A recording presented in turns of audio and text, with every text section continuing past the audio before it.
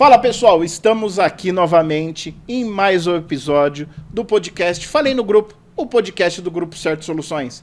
E pessoal, estamos aqui hoje com uma lenda dentro do Grupo Certo, senhor Carlos Ernesto de Oliveira, uma pessoa boníssima que temos hoje a satisfação de estar conosco. Senhor Carlos, uma ótima presença do senhor aqui com a gente. Muito obrigado, Everton. É um prazer estar aqui com vocês e discutir um pouquinho as possibilidades de nós ajudarmos os nossos clientes. Legal. Gente, se você conhece de governança, fique. Se não conhece, fique também, que vai ser um programa tremendo. E compartilhe com pessoas também que se interessam por esse assunto. Ou que eu tenho certeza, dentro da empresa, a governança é algo essencial.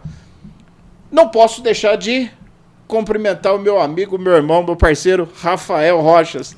Obrigado, Everton, mais uma vez. Uma honra tremenda estar aqui contigo. Legal. E, pessoal, antes de mais nada, eu não posso deixar de pedir, por favor, deixe seu like, compartilhe, como eu já disse, esse podcast com o maior número possível de pessoas. Se inscreva no canal, ative lá o sininho das notificações, deixe um comentário pra gente. Tá com dúvida? Quer fazer uma pergunta? Entra lá no nosso chat, fale conosco, a gente na hora te responde, tá ok? Então, ó, não deixam de se inscrever e deixar o like lá pra gente, tá ok? Mas vamos lá. Senhor Carlos, novamente, é uma satisfação ter aqui com o senhor. O senhor é pra gente dentro do grupo, quando fala do senhor Carlos, a gente fica... a gente tem um apreço especial pelo senhor. Eu falo, a gente conversa muito com a Júlia, que já esteve aqui conosco. Ela fala, não, o senhor Carlos é fantástico, não tenho o que dizer. Muito obrigado. E, senhor Carlos, todo esse... A gente percebe, né, não só a questão do... Né, que tem pessoas que têm um carisma em especial. Agora, vamos lá. Como se fosse, né, aquelas entrevistas de antigamente, né? O que o senhor pode dizer para a gente aí de senhor Carlos por senhor Carlos? Quem é o senhor Carlos? Olha, eu sou do interior de São Paulo, de uma cidade chamada Itapira, terra do Ideraldo Luiz Bellini, campeão do mundo de 58. Sim. Né? E vizinho do Rivaldo, que jogou no Barcelona e fez muito sucesso, né? Ele é de Mugimirim, ali ao lado, a 20 quilômetros, né? Com 17 anos eu saí de Itapira, tendo terminado o colegial, vim fazer pré-vestibular, entrei na Politécnica. Cursei os 5 anos de Politécnica, saí como engenheiro de produção, para descobrir que eu não queria ser engenheiro. Mas aí a escola já tinha me formatado, né? A escola de engenharia formata você muito para eficiência, né? E eficácia, atingir o objetivo com um custo reduzido, né?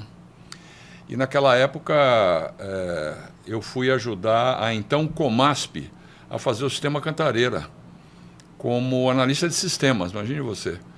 O que era a Comasp? É a atual Sabesp. O sistema Cantareira de abastecimento de água, né? Que tem 4 represas, 4 túneis, uma elevatória e um tratamento de água, foi feita pela então Comasp, que agora, depois virou Sabesp. De lá, eu fui contratado por um banco de investimentos chamado Investbanco, um banco de investimentos famoso lá da década de 70, fundado pelo antigo ministro Roberto Campos, avô do Roberto Campos Neto, que é o atual presidente do Banco Central. Do BC. E aí eu fiquei de 71 até 75 trabalhando em banco de investimento, como gestor de banco de investimento, como gerente de banco, fazendo crédito, fazendo empréstimo. E entre 73 e 75 eu estava terminando o meu mestrado acadêmico na Fundação Getúlio Vargas, e um dos meus professores me convidou para participar do concurso de seleção do diretor financeiro do Porto de Santos, que era uma concessão à época. Era a Companhia Docas de Santos, do Grupo Guinle, lá do Rio de Janeiro. Estava nos últimos 5 anos de uma concessão centenária. Então eu fiquei lá de 75 a 80. Eu passei, eu fui aprovado, fui escolhido, né? E aos 30 anos eu virei diretor financeiro de uma companhia que faturava 500 milhões de dólares por ano. Então foi uma experiência fantástica, né? Além de morar em Santos, que é uma verdadeira maravilha, né? Não tem nem o que dizer. De lá eu fiquei 8 anos numa companhia brasileira, uma multinacional brasileira chamada Cotia Comércio, uma companhia formada por brasileiros para fazer exportação e importação. E aí eu viajei o mundo inteirinho durante 8 anos, entre 80 e 88, como diretor financeiro, né? E aí foi uma experiência maravilhosa, né? Porque você viajar e conversar com gente de alto nível da finança internacional é um aprendizado excelente, né?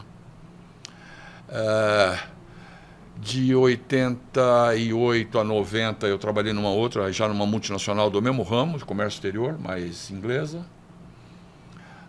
De 90 a 93 eu tive uma pequena comercial exportadora como diretor financeiro, mas infelizmente a área comercial não operou muito. Nós fechamos a empresa, não foi um caso de sucesso. E a partir de 93 eu virei consultor de reestruturação de empresas, coisa que eu fiz durante 17 anos até 93, até 2010. Então foi Bretzky, foi Caio, foi Kremer, foi Gomes da Costa, Cerâmica Casanova, eu comandando equipe ou fazendo parte de equipes, né? Aí em 2010, eu me cansei um pouquinho de fazer reestruturação de empresa, porque esse é um trabalho que é um desgaste brutal, né? A gente, consultor de reestruturação, você só é chamado quando a empresa já está andando muito mal. Então, não tem hora de dormir, não tem hora de comer, né? Não raro você assume a emoção do cliente que está indo mal, né? Do dono da empresa, né? E aí eu obtive uma graduação de conselheiro certificado de administração no IBGC, que é um exame. Você estuda e passa no exame, aí você é habilitado como conselheiro formal, habilitado pelo IBGC. E aí comecei a me dedicar à governança corporativa. Fui dar aula de finanças na FECAP, que eu já era professor universitário, mas aí fui dar aula em mestrado e pós-graduação, em finanças, em estratégia e governança corporativa. Então, desde 2010 é que eu estou dando aula dessas 3 cadeiras, que é uma coisa muito boa, né? Porque o que mais aprende é o professor, por incrível que pareça, né? E tenho me dedicado a fazer consultoria nessa área e sou conselheiro também de algumas empresas. E nesse ponto que eu estou, e estou aqui a convite de vocês, não é? Vocês me convidaram para tocar a área de governança corporativa do grupo e eu estou muito feliz de estar aqui. Obrigado, seu Carlos. Eu expresso minha gratidão e confesso ser um grande fã do senhor. A gente tem a oportunidade de conviver um pouco mais próximo, não só como profissional, mas como pessoa. Cada café que a gente toma junto é algo assim extraordinário e o aprendizado é enriquecedor. Obrigado pela honra de dividir a mesa aqui contigo. Muito bom estar aqui. Mas vamos lá, seu Carlos. Então veio desse ramo financeiro, reestruturação financeira, e de repente a chave vira para governança. Financeira e operacional. E operacional. A gente mexe em vendas, mexe em marketing, mexe em produção, mexe reestruturação em geral. Reestruturação total. Porque vai uma equipe, né? Você não vai sozinho, né? Sim. E aí veio essa virada de chave para a governança corporativa, né? Que é um tema do momento, principalmente em empresas familiares, que a gente já cita números daqui a pouco aí, quantas conseguem passar para uma segunda geração, para uma terceira geração. Para quem está nos vendo, nos assistindo, o que é a governança corporativa? A governança corporativa é basicamente um instrumento colocado entre os sócios que não estão na gestão, se houvesse sócios que não estão na gestão, e a diretoria da empresa. Então, aqui bem no meio, você coloca um conselho de administração. Ou um conselho consultivo, se os sócios não quiserem que o conselho tome decisões por eles. Só os sócios tomam, não é? Para que serve esse conselho? Ele serve basicamente para orientar a diretoria executiva. Ele pauta a estratégia de 5 anos, por exemplo, da companhia, e pede para a diretoria executiva executar. Então, ele é um órgão de apoio da diretoria executiva, é um órgão construtivo para a diretoria executiva, ao mesmo tempo que tem também atividade de fiscalização. Então, para os sócios que não estão no dia a dia da gestão, é um sossego, não é? você saber que tem alguém da sua confiança conferindo o trabalho dos executivos. Além disso, isso eu chamo de governança vertical, né? Sócios lá fora da empresa e os executivos aqui, o conselho no meio. O conselheiro também acaba se envolvendo na relação entre os sócios, porque não é raro que os sócios tenham visões, às vezes, divergentes de como levar a empresa, né? Eles são casados com pessoas diferentes, eles vêm de influências diferentes, mesmo que sejam irmãos, por exemplo, eles podem, casados com outras pessoas, né, os seus próprios filhos acabam influenciando a visão de negócios deles, né? Então, os conselheiros acabam formando uma espécie de um colchão de amortecimento dos potenciais conflitos que possam surgir entre os sócios. Acaba sendo um trabalho de psicólogo corporativo também ali para muitas vezes amenizar problemas familiares, né? Por isso que a maioria dos conselheiros tem cabelo branco, né? É a experiência. Porque é quilometragem. Né?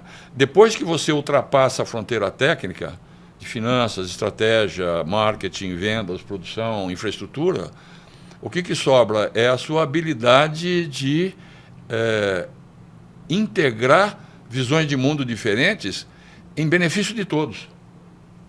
Ou seja, a base da governança, na verdade, são princípios, né?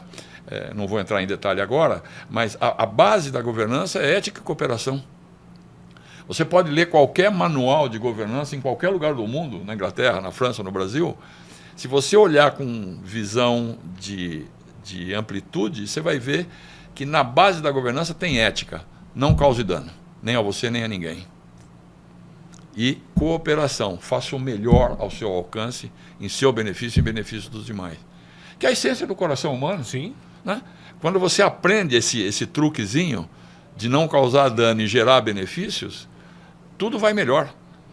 E a essência da governança é isso.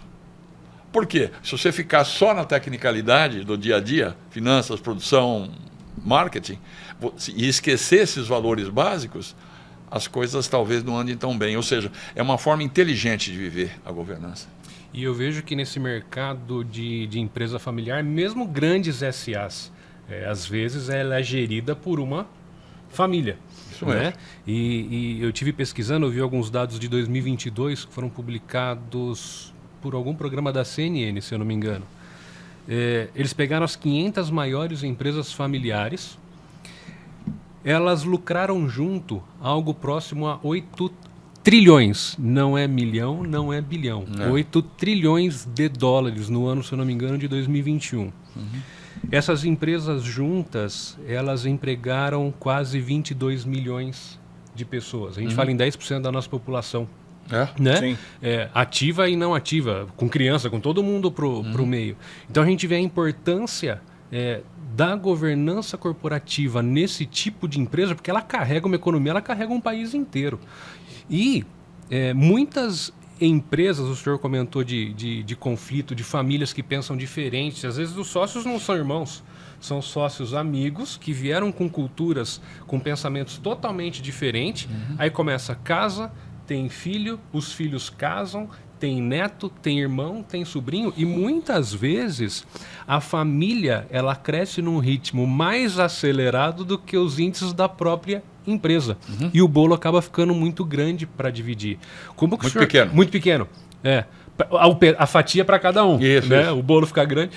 E como é que o senhor enxerga esse cenário, senhor Carlos? Pensando no poder econômico, financeiro e de emprego, de geração de emprego, de negócio, de empresas familiares, com esses problemas que as famílias acabam trazendo culturalmente, incondicionalmente. Como que a governança, em determinado momento, porque eu acredito que a governança ela pode vir quando a empresa está legal, ela pode vir quando as empresas nem sabem que ela precisa de uma governança e aquilo de uma maneira automática acaba colocando a empresa num trilho que ela não sabia que ela estava fora, ou ela vem no pior cenário.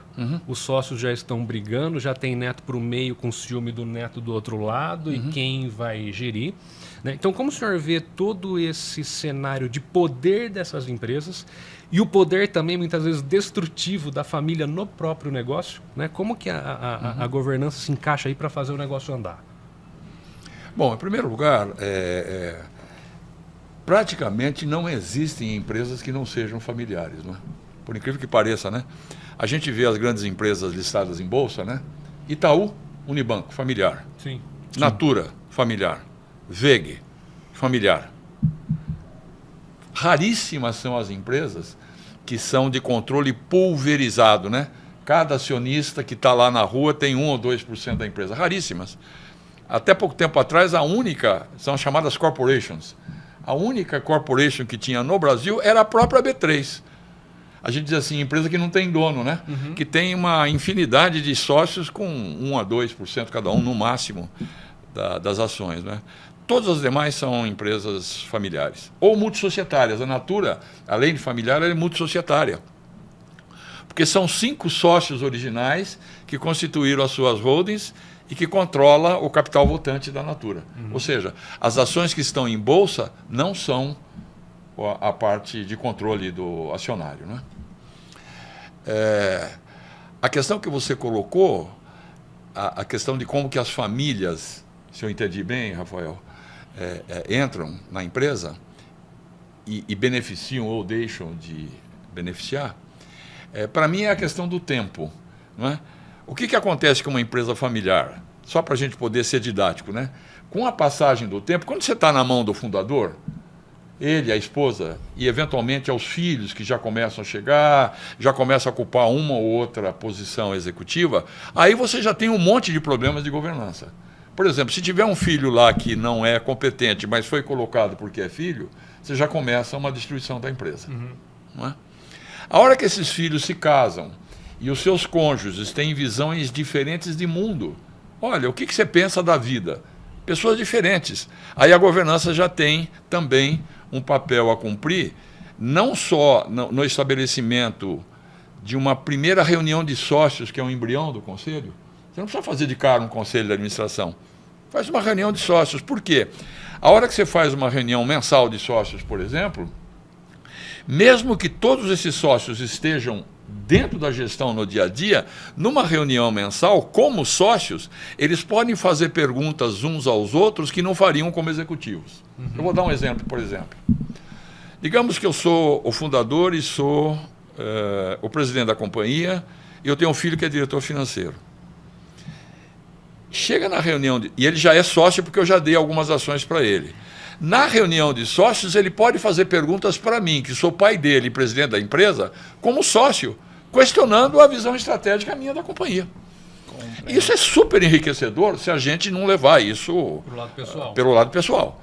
Então, a governança, mesmo numa empresa familiar de primeira geração, com os filhos da gestão sendo sócios, você já pode separar papéis. Papel de sócio, papel de família e papel de gestor.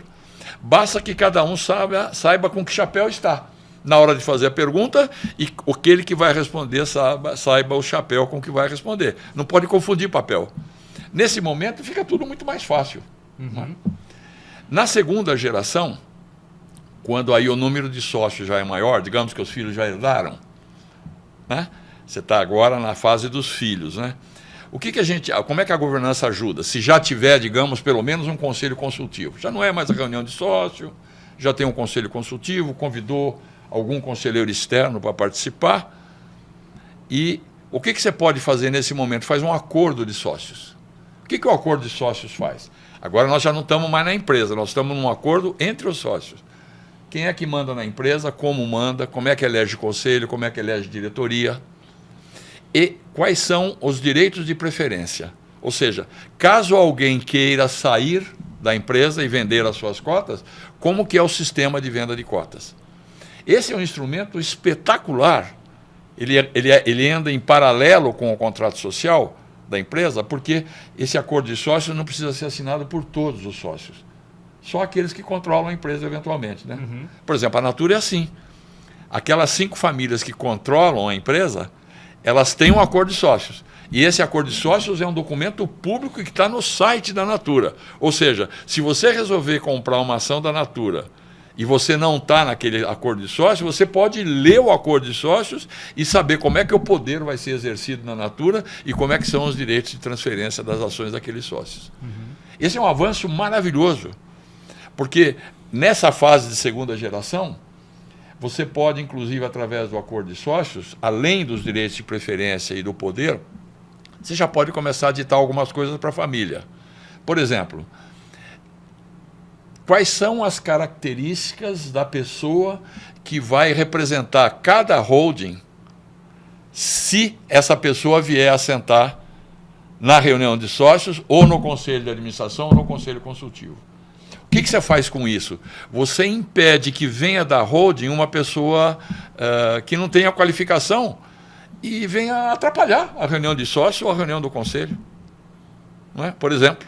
Não é? Você pode combinar nesse acordo de sócio, por exemplo, que a empresa, para aqueles potenciais futuros representantes de cada holding, na reunião de sócios, ou na assembleia, né, se for uma SA de capital aberto, ou no conselho, como é que eles vão ser preparados, pelo menos minimamente, em finanças, estratégia, RH estratégico, nos próprios princípios, as práticas de governança, para quando ele chegar e sentar numa reunião de sócio ou num conselho, ele saiba pelo menos saber fazer perguntas. Não é? Porque há empresas que morre o fundador, por exemplo, aí a viúva diz assim, olha, eu vou mandar alguém aí para substituir o meu marido, e vem o personal trainer dela. Eu estou brincando, eu estou exagerando um pouco, embora isso aconteça às vezes, né? Então, nessa segunda geração, o acordo de sócios é sensacional. E na terceira, a gente aí pode aprofundar um pouquinho mais na família. Aí você faz um protocolo de família, que é um acordo onde você vai normatizar as relações entre a família e a empresa. Então, até a terceira geração, a governança vai, ao mesmo tempo que opera um conselho, que é governança corporativa propriamente, né? Você faz governança societária na segunda e faz governança familiar na terceira. E independente do momento. Se independente do momento. Bem, se a família está em crise, a governança ela é sempre bem-vinda. E se não tiver em crise, melhor ainda, porque você começa a endereçar os problemas antes que eles aconteçam, né? O senhor Carlos, e quando o senhor comenta que muitas vezes a família não está preparada para assumir uma posição, seja administrativa, de função mesmo dentro da empresa ou dentro do próprio conselho, se eu não me engano, de cada 10 empresas familiares, 3 ou 4 os executivos não são da família. Eles vêm de fora. Explica um pouco esse cenário da própria família não estar preparada para continuar no negócio? Eu quero dizer o seguinte, ó. Eu vou dar o exemplo do Grupo Votorantim, né? O Grupo Votorantim, até algum tempo atrás, eu não tenho a estatística recente, né? Eram 77 Hermílio de Moraes, 44 da terceira geração e 33 da quarta geração, os bisnetos do fundador. Né? Para poderem entrar na gestão das empresas, eles eram obrigados a fazer uma faculdade no exterior e trabalhar 5 anos fora do grupo, e então estão habilitados para participar do processo seletivo, do processo de contratação, do processo de seleção. Ou seja, não é porque tem sobrenome que entra. Por que se faz isso? Porque normalmente você não tem, a partir de um certo ponto, você não tem familiares suficientes para tocar gestão, você tem que ter gente de fora, e o processo de seleção tem que ser o mesmo, para a família e para quem está fora. Até porque, quanto mais gente de fora você tem, mais cuidado você tem na hora de colocar gente da família para não desestimular aqueles que vieram de fora. Porque, eventualmente, quem veio de fora vai dizer, escuta, aqui quem tem sobrenome anda na frente. E isso é uma bomba para você desmotivar a equipe e afetar o resultado da empresa. Entendi. Falando dessa questão de desafios e essas questões que o senhor comentou aí de gestão de conflitos, até o senhor comentou, né, do cabelo branco, que isso acaba gerando aí dentro desse mundo, não deve ter sido raro que o senhor deva ter enfrentado pela frente aí conflitos de ordem aí, digo até que astronômicas, conflitos muito fortes que o senhor teve que intervir e o senhor teve que se inteirar para conseguir resolver. Se o senhor puder, até guardando a confidencialidade aí dos nomes, claro, dos clientes, se o senhor puder explanar isso, um caso para a gente seria Seria interessante. Olha, é impressionante, né? Como eu falei, eu quis sair de recuperação de empresas por causa da tensão envolvida, porque chega uma hora que é muito desgastante, né? Imagina. E como eu falei, até porque o empresário só nos chama quando ele já perdeu praticamente o controle da empresa. A gente tem que ir lá fazer quase que milagre, né? Por isso que, inclusive, as reestruturações são poucas a que a gente consegue realmente virar a empresa. Porque quando a gente chega já está muito desandado, né? Na área de governança, nesse ponto que você colocou, né, como é que você se envolve eventualmente numa situação que está muito tensa, está muito conflituosa, não é? E aí não tem regra, não é? É a experiência, é o cuidado que você tem de traçar um bom diagnóstico, de entender quem são as partes conflitantes, por que elas estão em conflito, porque, por incrível que pareça, mesmo que você passe, às vezes, 1 ou 2 meses conversando com o cliente, não significa que você entendeu qual que é o conflito e quais são as partes em conflito. Não é? Eu tive um caso de separação de sócios, que não tinha acordo de sócios. Um sócio mais velho, diferença de cerca de 30 anos em relação ao mais novo, eles construíram a empresa do zero há 30 anos atrás, e agora, há 10 anos atrás, o mais velho, que já estava na faixa quase nos seus 80 anos, decidiu sair do dia a dia da empresa. Mas o filho do meio dele era um dos gestores da empresa. O outro sócio, o presidente executivo da empresa, também com um dos filhos, também na área comercial. 2 diretores comerciais, porque eles têm área interna, mercado interno e mercado externo. Esse mais velho que saiu da gestão, ele começou a ser escanteado. Não tinha prestação mensal de contas, ele não sabia se a empresa estava dando lucro ou não. O pagamento de dividendos ficava uma coisa um pouco errática, não é? Tinha ano que tinha dividendo, tinha ano que não tinha, mas ele não sabia se a empresa podia ou não pagar dividendos. Não é? Empresa com grande aporte, com grande volume de exportações, portanto, com a possibilidade de você refaturar mercadorias dos paraísos fiscais, não é?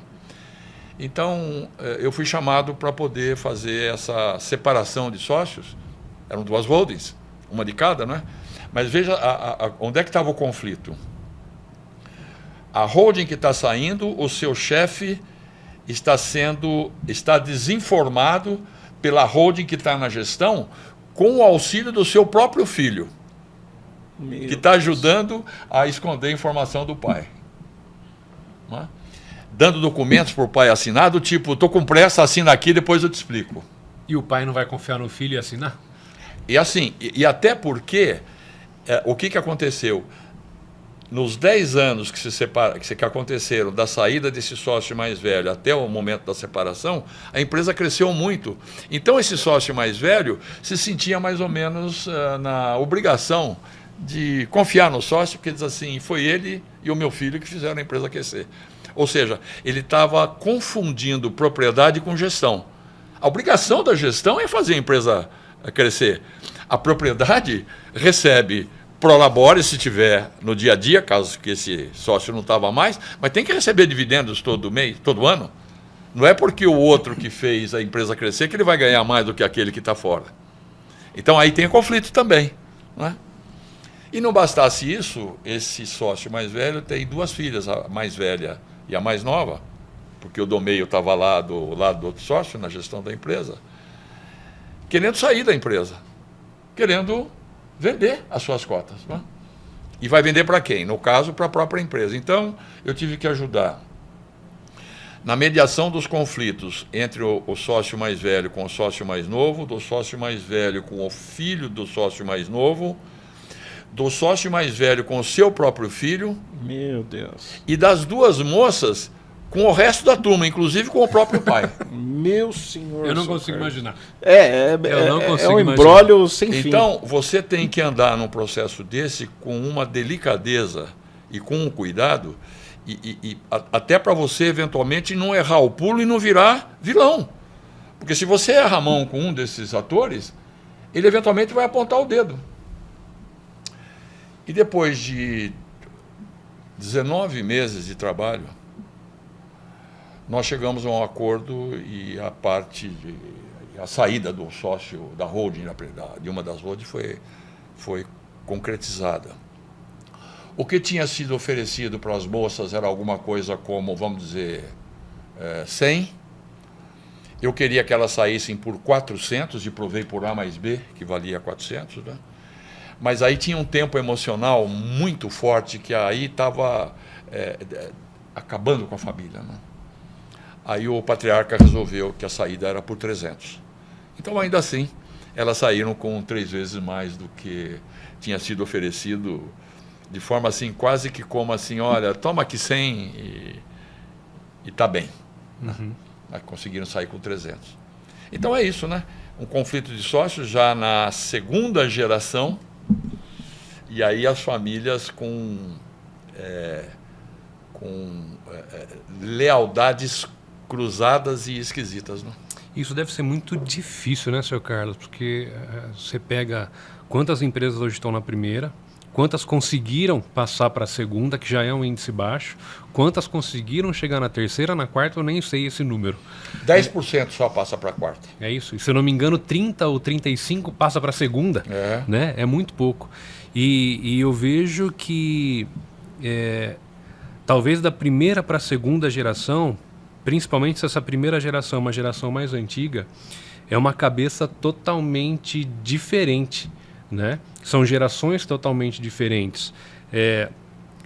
A primeira geração tem aquele sentimento de apego, de que foi ele quem fez, ele que criou, ele que gerou o negócio, que geriu o negócio. Então acho que esse lado emocional é muito forte. Quando passa para a segunda, para a terceira, muitas vezes, a segunda e a terceira já estão juntas nesse processo, com uma cabeça totalmente diferente. O senhor vê hoje que, pensando nesses dados, nessas estatísticas, os gestores, eles estão mais preparados para receber uma governança, para pensar num projeto de sucessão, ou ainda tem muita gente com essa cabeça de apego, não vou passar, o negócio é meu, eu quero continuar, eu quero ficar, e às vezes estraga o próprio negócio por orgulho. Como que o senhor vê esse cenário? Olha, uma das formas da gente... não há respostas pão, queijo, queijo nesse caso, né? Depende de cada caso, né? Quando há muito apego, eu é que fiz, eu não sei se meus filhos vão tocar bem, mas ao mesmo tempo o fundador está percebendo que ele precisa passar o bastão, né? Às vezes até por questões de saúde, né? Que a gente não dura para sempre. Um dos remédios que você pode oferecer é começar, por exemplo, uma reunião de sócios, onde você vai começar aquele debate onde você separa o papel de sócio do papel de familiar, do papel de gestor. Isso já ajuda um monte. E ninguém está tirando o poder de ninguém. Continuam exatamente os mesmos poderes. Mas, por exemplo, você já permite que, eventualmente, um irmão questione o outro, como sócio, se aquele irmão, como gestor, estiver fazendo um feudo pouco transparente lá na área dele, né? Há um caso famoso de uma empresa, Dudalina, esse caso é público, né? Que a presidente da companhia, que era uma de 16 irmãos, ela mandou embora o diretor industrial, o irmão mais novo dela, porque além de ele ter feito uma camisaria concorrente à Dudalina, inclusive com a mesma logomarca, quase que idêntica, né? Ela disse assim, perguntaram pela imprensa, por que você mandou seu irmão embora? Ela disse assim, porque ele estava comandando um feudo pouco transparente. E já tinha conselho de administração.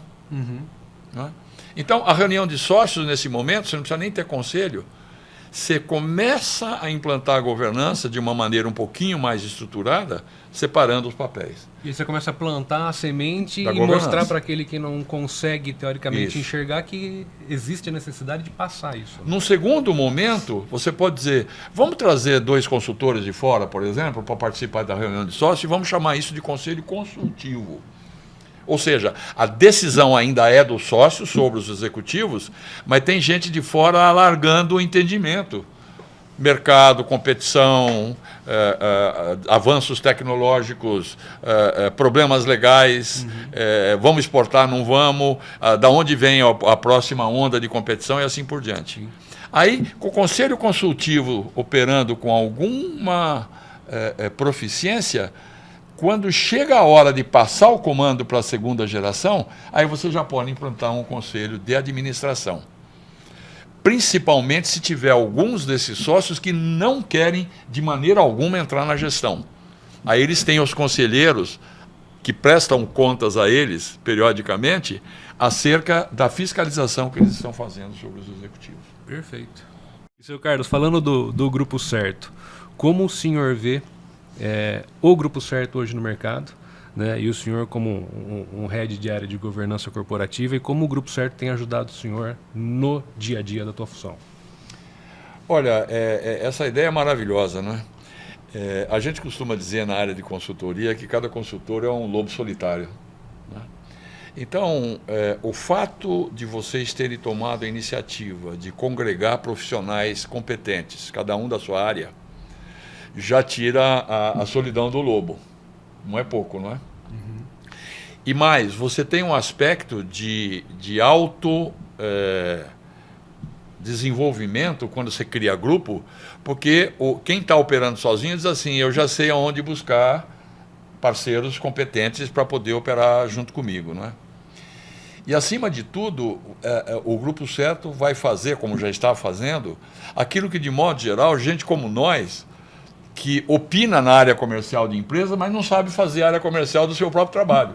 Eu sou um. Eu sou péssimo para divulgar comercialmente o meu trabalho, não é? Então, além de a gente fazer uma união de ciclos virtuosos entre profissionais, é a possibilidade de se comunicar com o mercado para oferecer o nosso serviço, né? Isso é uma coisa muito boa. Essa é a razão do meu entusiasmo de estar aqui com vocês. Obrigado, seu Carlos. E é recíproco. E, pessoal, vocês viram, vocês estão acompanhando o primeiro que a gente fala, né? Por que a gente gosta tanto do senhor Carlos, né? É um primor de pessoa. E segundo, vocês viram o que de experiência, o que... Eu digo de experiência não só técnica, mas de experiência de vida nesse mundo da governança que esse homem aqui compartilha. Então, pessoal, se interessou? Quer saber mais sobre governança corporativa? Aqui está o nosso WhatsApp. Entre em contato conosco. Manda uma mensagem para a gente agora lá no nosso chat. Você pode ter certeza. Esse homem aqui, que está com a gente aqui, esse primor de pessoa, tem... Olha, se você soubesse o quanto ele tem que acrescentar, o quanto ele tem a acrescentar na sua empresa, no seu negócio, você já passava a mão no telefone e já ligava ou mandava uma mensagem para a gente agora. E, seu Carlos, caminhando até agora para esse momento, né? O momento, né? Caminhando para o final, né?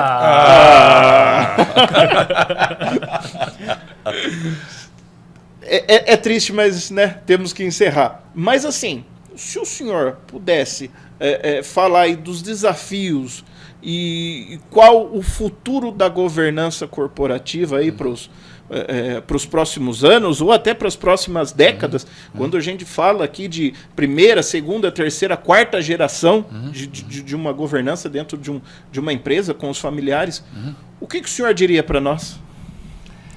Eu acho que eu responderia em 2 etapas essa questão.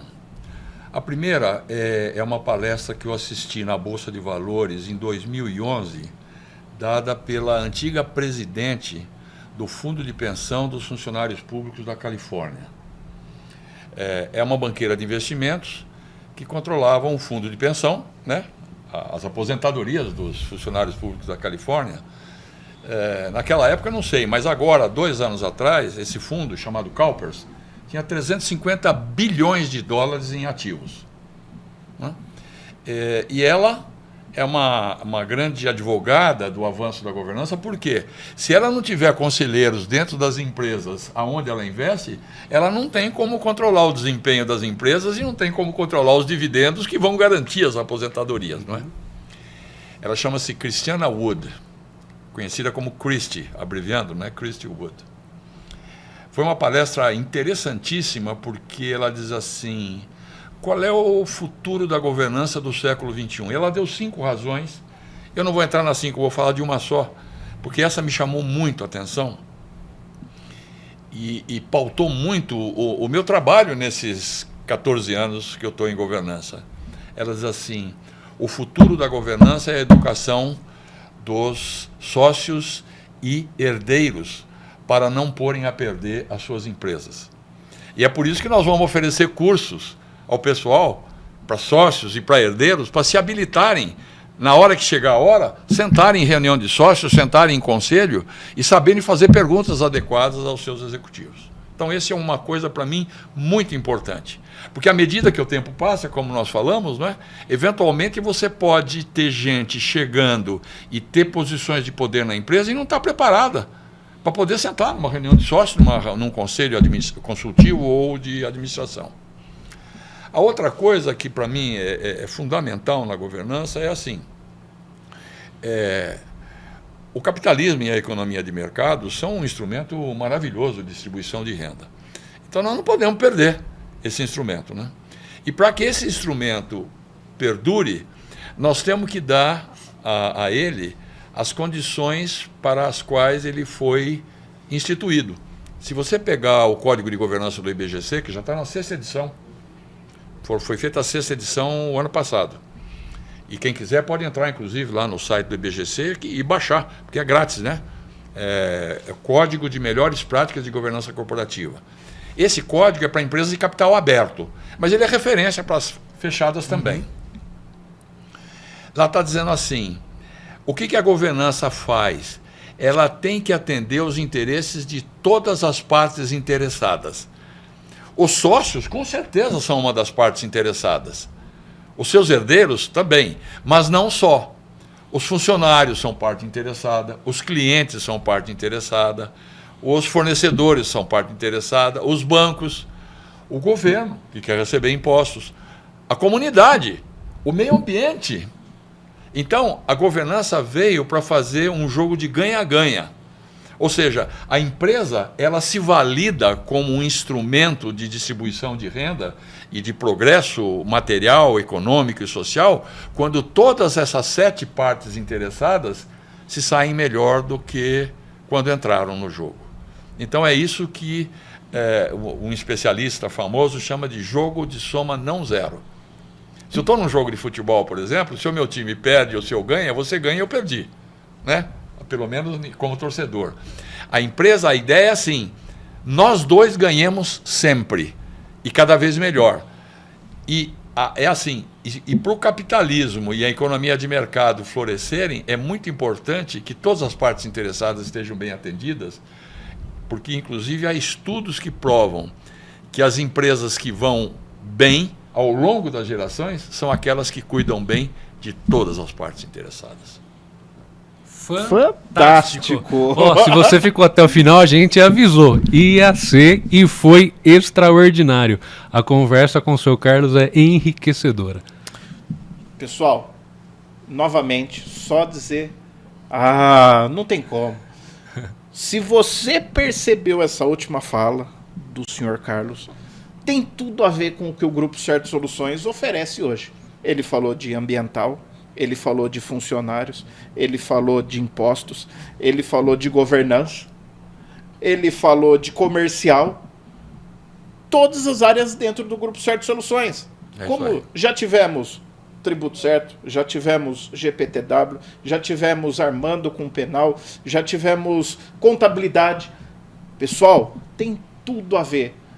Por isso que eu falo, pessoal, não tem como dizer. É o homem aqui que realmente a gente sente alegria de estar com a gente. E, pessoal, infelizmente, chegamos ao final. Senhor Carlos, não tem como. Eu ficaria aqui mais umas 4 horas, mas infelizmente somos reféns do tempo. Só agradecer a presença do senhor aqui com a gente. Muito obrigado. É um prazer, pessoal. E como vocês viram, eu gosto também de falar, não é? Então, realmente, o tema de governança é apaixonante, não é? Então, estamos à disposição de todos naquilo que for possível servir. Pessoal, gostou? Eu gostei. Manda uma mensagem pra gente. Coloca assim, vem de novo. Hashtag vem de novo. E a gente traz ele aqui de novo. O senhor vem, senhor Carlos? Com certeza. Tá vendo? Pelo amor de Deus, pessoal. Dá essa força aí pra gente. Rafa, muito obrigado. mais essa presença aqui com a gente. Eu que agradeço, Everton. Foi uma satisfação. Obrigado, seu Carlos, pela presença e pelo bate-papo incrível. Muito obrigado. E, pessoal, antes de mais nada, antes de encerrar esse papo que para mim foi maravilhoso, eu acredito que para você também. Então, dá uma força pra gente. Se inscreva no nosso canal. Dê um like aqui pra gente. Clica ali no sininho das notificações. Deixa um comentário aqui pra gente. Compartilhe esse episódio com o maior número de pessoas possíveis. Dá uma ajuda aqui pra gente. Quanto mais você faz isso, mais o canal cresce. E, pessoal, já temos aqui 5, 6 episódios já lançados. Assiste os outros também. A cada episódio eu tenho certeza que você vai crescer mais e vai ajudar o canal também. Tá bom, pessoal? Muito obrigado. Semana que vem tem mais. Um abraço. Até lá. Tchau, tchau.